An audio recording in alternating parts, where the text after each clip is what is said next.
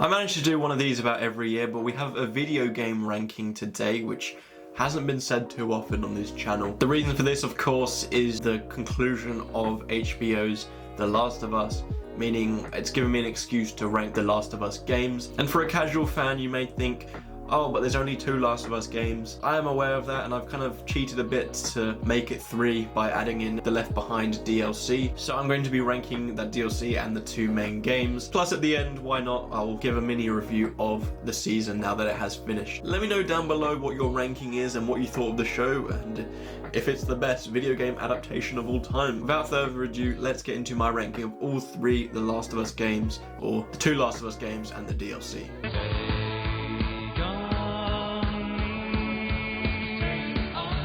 Straight off the bat, we're probably in with a very controversial pick because, this is a game which I don't think I've had so many conflicting feelings for. In terms of combat, Ellie, the world it's in, the graphics, this game is an absolute masterpiece. But where my issues lie is with the story and certain choices that they make. I won't dive into specifics. I know those who are watching who've played the games know exactly what I'm referring to, but there are just some bizarre choices that I found quite unforgivable. They all seem to stem from the character of Abby. Now, the bold decision they make at the beginning of the game was heartbreaking, but that's not what ruined the game for me. It was the fact that you had to play as her in the second half of the game, and they tried to make her compelling in a way, but I just couldn't feel any emotion for her but rage. And not to mention, I didn't find the conclusion of the overall story, with her character included, all that satisfying. It just kind of felt like the whole game was for nothing come the end of it. This was a difficult one to rank in the end because, as I mentioned,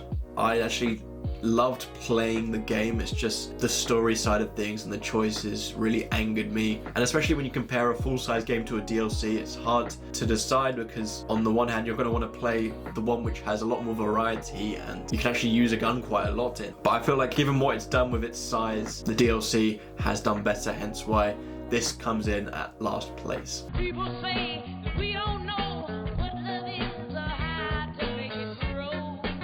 So yeah, next spot is that DLC, The Last of Us Left Behind, and I think this does perfectly well what a DLC should. Expands upon the story, not in the way that you're, missing loads of details, but it just provides an extra context for the character of Ellie. You get to see who she was before she met Joel, the way she went through hardship, and not to mention it's very refreshing and another look at this very creative world that Neil Druckmann created. From the main game, you know that she's gone through some struggles, but kind of hides them a bit, but you get to see where her weaknesses lie in this game, and it's portrayed in a very emotional way. The DLC is very small scaled and isn't very action heavy, but it allows you to explore this post-apocalyptic world and take a back seat from super tense moments from the main game and just enjoy the world. We heard a bit about Riley in the main game and we get that provided context here, and as I mentioned, those sort of things just add an extra layer of depth to Ellie. Like all DLCs, this one isn't long at all, but it's very effective with what it does and is a nice companion to the main game.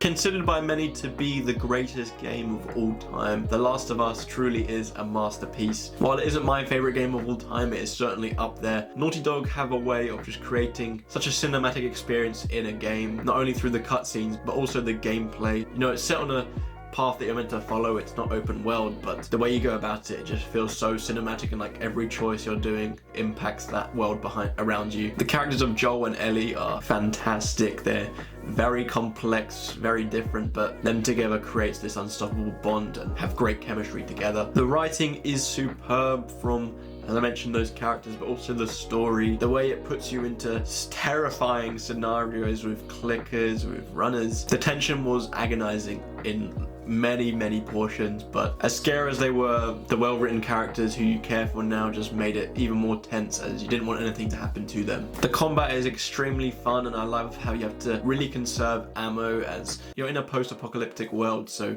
you can't just find ammo anywhere. You have to really conserve what you have. It's a very immersive experience, and I really understand why it's many people's favorite game. It's definitely my top 5, so for me, this comes in easily at first place.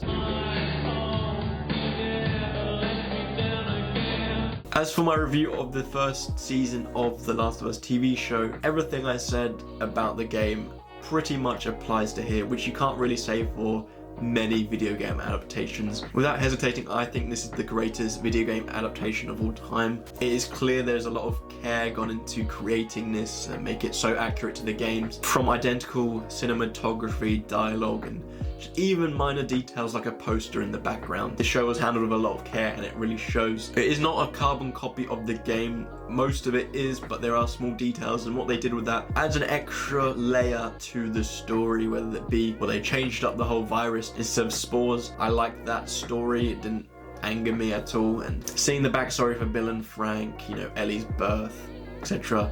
Just nice little details which you can naturally show in a TV show rather than a video game. Pedro Pascal and Bella Ramsey are perfectly cast as these roles. They feel identical. It was very weird seeing comparisons of the two, the game and the show, because it just felt the same but obviously different. So it's a very unique and special experience. I'm excited but also terrified to see what they do with season 2. But nonetheless, another fantastic show from HBO. What a start to the year. So that is my ranking of all of the Last of Us games, plus my mini review of the TV show. As I mentioned in the intro, let me know what you think of all of them and what your ranking is. I would love to do more video game rankings, but problem is most big franchises have so many games in them that it's going to take hours for me to get through them, or days even, I should say, because I don't binge through games like I used to. You know, I've been playing Red Dead Redemption 2 for about 3 years. I really do enjoy it. It's probably going to end up being my favorite game of all time, but there's just so much to it, especially open world games. There's so much to it that I like to take my time getting through it, and I only play in about 3-hour intervals every week or so. So it's been a slow process, but I've been enjoying it. So that's probably why you won't be seeing many video game rankings on my channel, even though I'd want to. But yeah, thank you so much for watching. Please like and subscribe, it would mean a lot, and I hope to see you in my next video.